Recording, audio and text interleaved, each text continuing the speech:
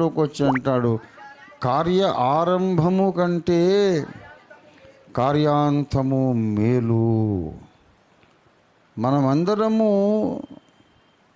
సేవారంభం అనేది ఒకటి చేశాం. నేను 1980లో సేవను ఆరంభించాను. అలాగే మీరు ఒక్కొక్కరు ఒక్కొక్క సంవత్సరం సేవను ఆరంభించారు. సేవ ఆరంభము కంటే సేవ యొక్క అంతము మేలు. అది ముఖ్యము, ప్రధానము. సేవ ఎలాగ ఆరంభించాను అని అందరం సాక్ష్యం చెప్తాం. నాకున్న ఉద్యోగం వదిలేశాను, వ్యాపారం వదిలేశాను, ఎన్నో త్యాగాలు చేశాను, పోరాటాలు ఎదుర్కొన్నాను, ఎంతో వ్యతిరేకతను ఎదుర్కొని ఇదిగో సేవను కట్టాను అని ఆరంభమును గూర్చి గంభీరమైన సాక్ష్యాలు చెప్పుకునే మనం అంతమును గూర్చి ఏం సాక్ష్యం చెప్తాం? మన సేవ అంతం ఎలా ఉండబోతోంది? సేవ అంతము 2 రకాలుగా జరుగుతుంది. దేవుడు మన ప్రాణాలు తీసుకుంటే, మన ఆత్మను మహిమలోకానికి పిలిచేస్తే, ఈ మట్టి దేహము మన దేహం మట్టిలో కలిసిపోతే మన సేవ అంతమైపోతుంది. లేదా ప్రభు మన గురించి భిన్నమైన ప్రణాళిక రచించి మహాశ్రమల కాలంలో వరకు మనల్ని భూమి మీద బ్రతికి ఉండాలని నియమిస్తే, కడబూర ధ్వనించినప్పుడు మనం ఎత్తబడినా కూడా మన సేవ అంతమైపోతుంది. పునరుద్ధానము ద్వారా సంఘం ఎత్తబడినప్పుడు మనం కూడా ఎత్తబడుట ద్వారా మనం మహిమలోకానికి వెళ్ళిపోయినా ఇక ఆ తర్వాత అక్కడ సువార్త ప్రకటించేది ఉండదు, ఆత్మలను సంపాదించేది ఉండదు. మన క్రియలు మాని విశ్రాంతి పొందుతాము. ఒకవేళ సంఘం ఎత్తబడినప్పుడైనా లేక మన ప్రాణమే వెళ్ళిపోయినప్పుడైనా మన పరిచర్య అంతమైపోతుంది. కార్య అంతము ఎలా ఉండబోతుంది? కార్యారంభమైతే చాలా ఘనంగా, చాలా గొప్పగా ఉండింది ఒకప్పుడు. మన కార్యారంభము, సేవారంభము చాలా గంభీరంగా ఉండింది. గొప్ప పట్టుదల, గొప్ప సమర్పణ, త్యాగము, గొప్ప పరాక్రమం మనం ప్రదర్శించాము. 10 ఏళ్ళు, 20 ఏళ్ళు, 30 ఏళ్ళు సేవలో మనం కొనసాగాము. ఒకవేళ నేడో రేపో మన ప్రాణాలు వెళ్ళిపోవచ్చు, పరిచర్య ముగింపుకు రావచ్చు. ముగింపు ఎలా ఉండబోతుంది అనేది ప్రశ్న. అంతము అనేది చాలా చాలా చాలా ప్రాముఖ్యమైనటువంటి విషయం. నా అంతము నీతిమంతుల అంతము వంటిదగునుగా కని బిలాము ప్రవక్త ఆశించాడు, ప్రార్థించాడు, కానీ పొందలేకపోయాడు. నిర్గమకాండము 23వ అధ్యాయము 10వ వచనం. నిర్గమకాండం 23:10 దయచేసి చదవండి.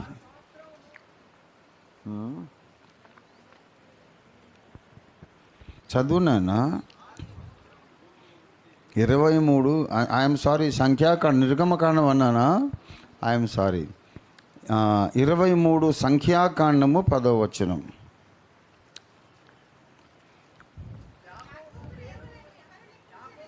యాకోబు రేణువులను ఎవరు లెక్కించెదరు? ఇశ్రాయేలు 4వ పాలును ఎవరు లెక్కబెట్టగలరు? నీతిమంతుల మరణము వంటి మరణము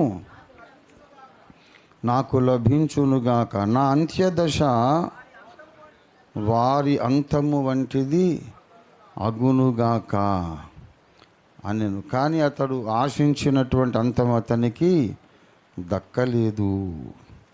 అతడు దారుణమైనటువంటి మరణం, ఖడ్గము చేత హతము చేయబడ్డాడు. దారుణమైన మరణాన్ని పొందాడు. 39వ కీర్తనలో దావీదు కూడా ఈ ప్రార్థన చేస్తున్నాడు. 39వ కీర్తనలో 3-4 వచనాలు.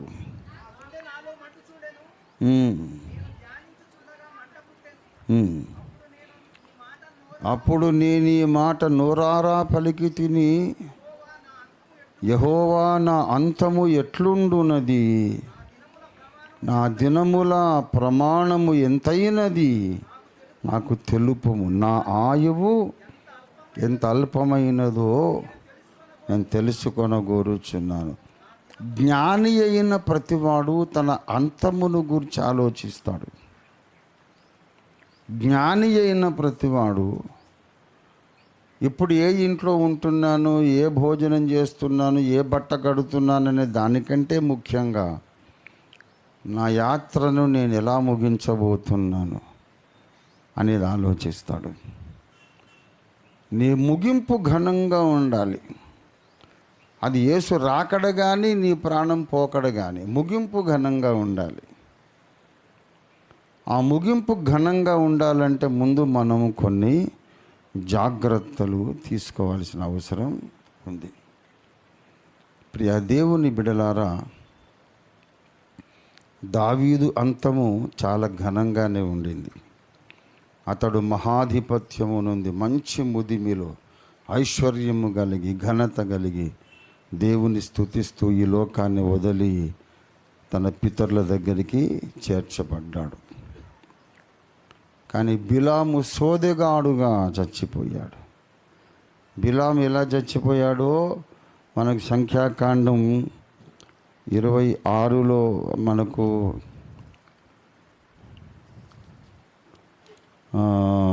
యెహోషువ గ్రంథంలో చెప్పాడు. యెహోషువ గ్రంథంలో చెప్పాడు, బిలాము చంపబడ్డాడు. ఎలా చంపబడ్డాడంటే ఖడ్గము చేత చంపబడ్డాడు. యెహోషువ 13వ అధ్యాయం 22వ వచనం. ఇశ్రాయేలీయులు బెయోరు కుమారుడును సోదెగాడునైన బిలామును తామును చంపిన తక్కిన వారితో పాటు ఖడ్గముతో చంపిది. ప్రవక్త అయిన బిలాము ఇప్పుడు ఏమైపోయాడు? సోదెగాడు అంటే దయ్యముల స్నేహితుడు. కర్ణపిశాచును ఒక దాన్ని మచ్చిక చేసుకొని సోద చెప్పడం మొదలుపెట్టాడు. అలాగా ఆ అన్యుల దేశములో యెహోవా దేవుడు ఆయనను విసర్జించగా యెహోవా దేవునికి దూరమై దయ్యములకు దగ్గరై మంత్రగాడు సోదెగాడైన బిలామును యెహోషువ ఖడ్గముతో చంపారు. ఆ అన్య రాజులు అన్య జనాంగాలు విగ్రహారాధకులతో సమానంగా ఖడ్గంతో చంపబడ్డాడు బిలాం. అతని అంత్యదశ నీతిమంతుల అంత్యదశగా ఉన్నదా? మరి లేదు. అతడు కోరుకున్నాడు కానీ అతనికి దక్కలేదు ఆ ఘనత, ఆ గౌరవం. కానీ దావీదు భక్తుడు చనిపోయాడు. ఆయన ఎలా చనిపోయాడంటే మంచి ముదిమిలో ఆయన మంచి ఐశ్వర్యము, ధనము, ఘనత కలిగి దావీదు చనిపోయాడు. దావీదు చనిపోయినప్పుడు he was at the height of his fame. మంచి ఘనత కలిగి చనిపోయినాడు. మొదటి దినవృత్తాంతముల గ్రంథం 29వ అధ్యాయము 26. యెషయి కుమారుడైన దావీదు ఇశ్రాయేలీయులందరి మీద రాజయి ఉండెను. 28. అతడు వృద్ధాప్యము వచ్చిన వాడై ఐశ్వర్య ప్రభావములు కలిగి మంచి ముదిమిలో మంచి ఐశ్వర్య ప్రభావములు కలిగి మంచి ముదిమిలో మరణముందెను. That was the end of David. దావీదు యొక్క అంత్యదశ 39లో అడిగాడు కదా, 39వ కీర్తనలో, నా అంతము ఎలాగుండున్నది నాకు తెలియజెప్పు, నా దినముల మధ్యలో నన్ను కొంచుపోకుము. నాకు దీర్ఘాయుస్సునిమ్మని వరం అడిగాడు. అడిగిన వరాలన్నీ పొందుకున్నాడు. ఘనంగా మరణించినాడు. దేవునికి స్తోత్రం కలుగునుగాక. కానీ బిలాము ఇంతకంటే ఘనంగా మరణించాల్సిన వాడు. దావీదు కంటే ఘనంగా మరణించాల్సిన వాడు. ఎందుకంటే అన్యుల దేశములో పుట్టి అబ్రహాము దేవునికి భక్తుడై దేవుని వరము పొంది, బిలాము ఎవరిని దూషించునో ఎవరిని శపించునో వారు శపించబడతారు. బిలాము ఎవరిని ఆశీర్వదించునో వారు ఆశీర్వదింపబడతారని వరము పొంది, వాక్ సిద్ధి అంటారు దాన్ని, ఇతని పలికితే నెరవేరుతుందంతే. అలాంటి వరం పొందినవాడు మంత్రగాడైపోయినాడు. దేవుణ్ణి దూరం చేసుకున్నాడు. విగ్రహారాధకులతో సమానంగా నరకబడి చచ్చిపోయాడు. ఎందుకంటే యాత్ర మధ్యంలో కొంచెం తప్పటడుగేశాడు.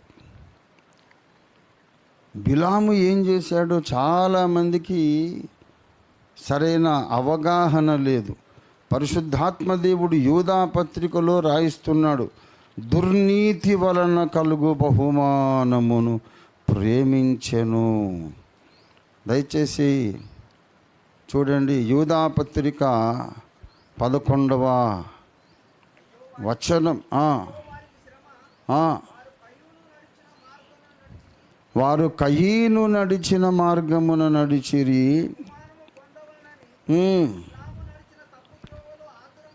బిలాము నడిచిన తప్పు త్రోవలో ఆతురముగా పరిగెత్తిరి.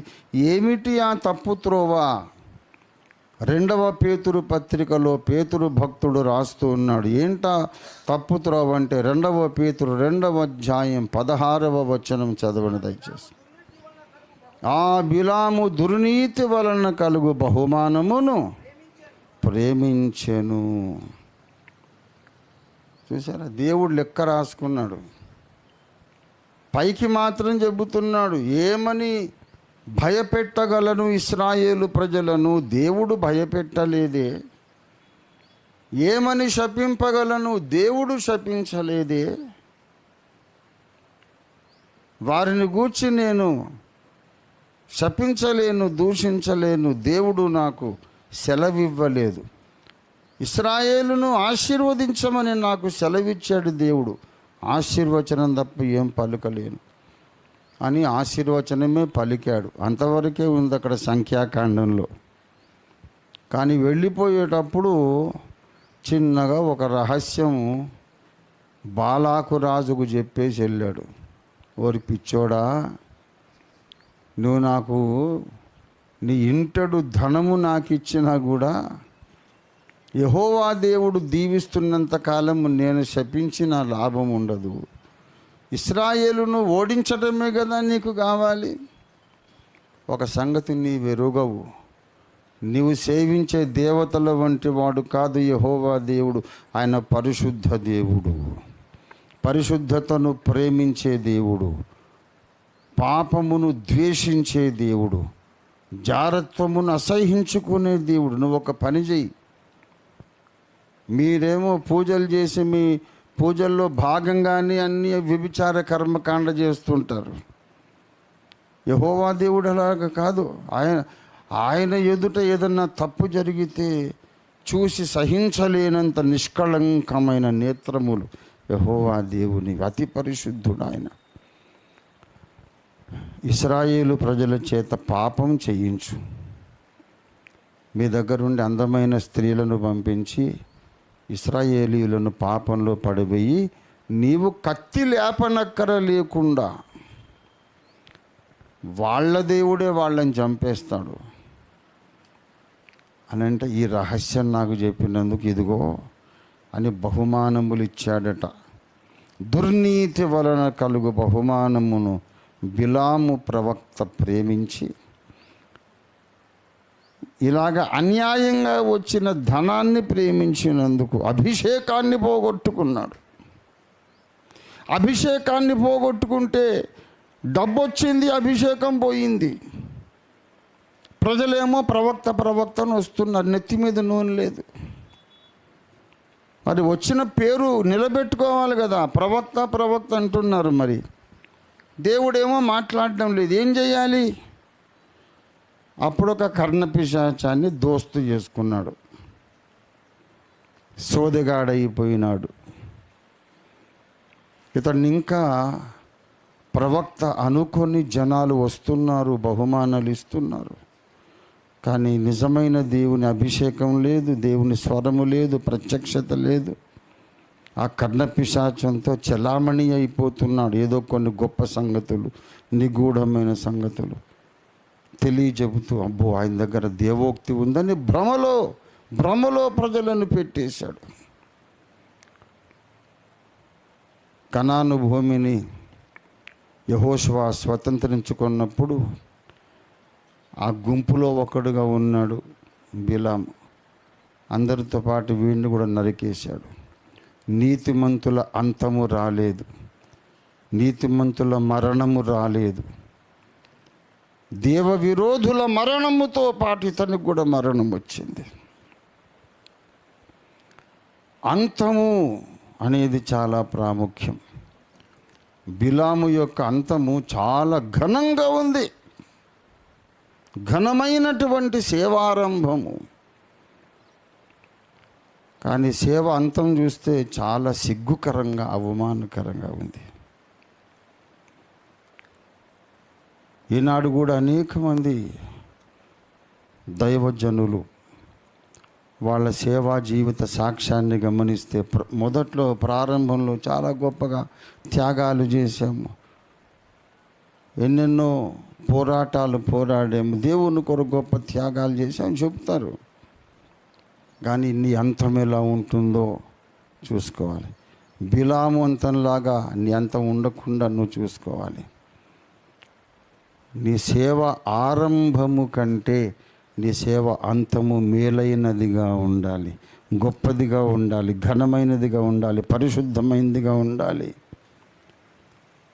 సేవ అంతములో నీ పరిశుద్ధత ఎక్కువైనదిగా ఉండాలి, నీ సమర్పణ ఇంకా ఉన్నత స్థాయిలో ఉండాలి.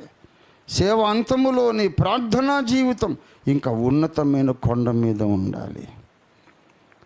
పౌలు జీవితం సేవారంభం చాలా ఘనంగా ఉండింది, సేవ అంతము కూడా అంతే ఘనంగా ఉంది. ఎంతో ఘనంగా సేవను ఆరంభించాడు, కానీ సేవను ముగిస్తూ చెబుతున్నాడు, నేను మంచి పోరాటము పోరాడి. 2 తిమోతి 4:7 మీకందరికీ తెలిసిన వచన భాగమే. మంచి పోరాటము నేను పోరాడి తిని, నా పరుగును నేను కడముట్టించి తిని, నా విశ్వాసమును నేను కాపాడుకొంటిని. దేవునికి స్తోత్రం కలుగునుగాక. విశ్వాసాన్ని కాపాడుకున్నాడు అంటే చాలామంది కాపాడుకోలేదని అర్థం. మంచి పోరాటం పోరాడి తిని అన్నాడు అంటే చాలామంది మంచి పోరాటం పోరాడలేదు అని అర్థం. నా పరుగును కడముట్టించి తిని అన్నాడు అంటే చాలామంది పరుగును ఇంకా కడముట్టించకుండానే బ్రతుకును కడముట్టించేస్తున్నారని అర్థం. దేవుడు అప్పగించిన పని ముగించలేదు, కానీ ఊపిరి పీల్చడం ఆపేశారు, కన్ను మూశారు, వెళ్ళిపోయారు. ఏరా పైకి వచ్చేసావు అంటే వచ్చేసాను తండ్రి, లైఫ్ అయిపోయింది కదా. మరి నువ్వు అప్పగించిన దినాలు అయిపోయినాయి, నేను అప్పగించిన పని అయిపోయిందా? మరి పని సంగతి ఏమో నాకు తెలియదు ప్రభువా. సాయశక్తుల ప్రయత్నం చేశాను, ఎంతవరకు పని జరిగిందో, ఎంత ఇంకా మిగిలిందో లెక్కలు నాకు తెలియదు. నా పరుగు నేను కడముట్టించేశాను అనే ధైర్యము నాకు లేదు. వచ్చేసాను, ఆయుష్కాలం అయిపోయింది, సేవా జీవిత బాధ్యతలు మాత్రం ఇంకా మిగిలిపోయినాయి. ప్రభునందు ప్రియులారా, చాలా విచారకరమైన విషయం ఏంటంటే అంతము వరకు నడుచుకున్న రీతిని అని బైబిల్ మాట్లాడుతుంది. అంతము వరకు ప్రాణాపాయం వచ్చినా సరే నమ్మకంగా ఉండమని బైబిల్ మాట్లాడుతుంది. అంతము సమీపిస్తున్న దశలో దేవుని బిడ్డలలో ఆసక్తి అడుగంటిపోతుంది, ఆసక్తి తగ్గిపోతుంది. ఒకప్పటి ఉత్సాహము లేదు, ఒకప్పటి మంట లేదు, చల్లారిన పరిస్థితి వచ్చేసింది. ఆ చల్లారిన పరిస్థితిని ప్రతిబింబిస్తున్నటువంటి అటువంటి సంఘము, చల్లారిన పరిస్థితిని, పడిపోయిన చతికిలబడి కూలబడిపోయిన పరిస్థితిని ప్రతిబింబిస్తున్నటువంటి సంఘమే